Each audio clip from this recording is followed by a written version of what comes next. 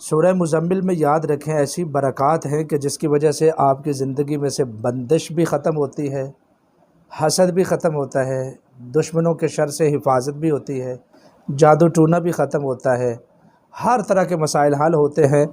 اور رزق کے حوالے سے تو سورہ مزمل جو ہے نا وہ ایک خزانہ ہے، خزانہ، یعنی یہ رزق کی کنجی ہے، چابی ہے یہ رزق کی۔ آپ پڑھتے جائیں انشاءاللہ العزیز رزق بارش کی طرح برستا جائے گا۔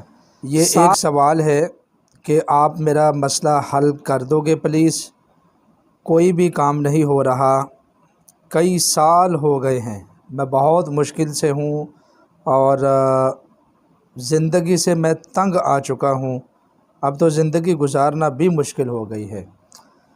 یہ بھائی صاحب ہیں جو کافی زیادہ پریشان ہیں اپنے مسائل کو لے کر۔ سب سے پہلے میں ان کے لیے دعا کرتا ہوں کہ اللہ تعالیٰ ان کے مسائل کو حل فرمائے۔ اس میرے بھائی کی طرح جتنے بھی لوگ پریشان ہیں وہ سورہ مزمل کو اپنا معمول بنائیں۔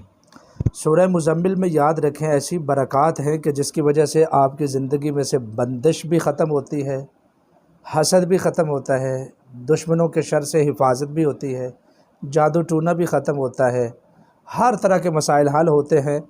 اور رزق کے حوالے سے تو سورہ مزمل جو ہے نا وہ ایک خزانہ ہے، خزانہ، یعنی یہ رزق کی کنجی ہے، چابی ہے یہ رزق کی۔ آپ پڑھتے جائیں انشاءاللہ العزیز رزق بارش کی طرح برستا جائے گا۔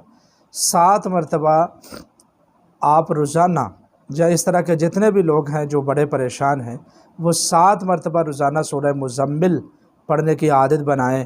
یہ فجر کے بعد پڑھ لیں یا عشاء کے بعد پڑھ لیں، انشاءاللہ میرے اللہ نے چاہا تو آپ کے سارے مسائل حل ہو جائیں گے۔ جزاکم اللہ۔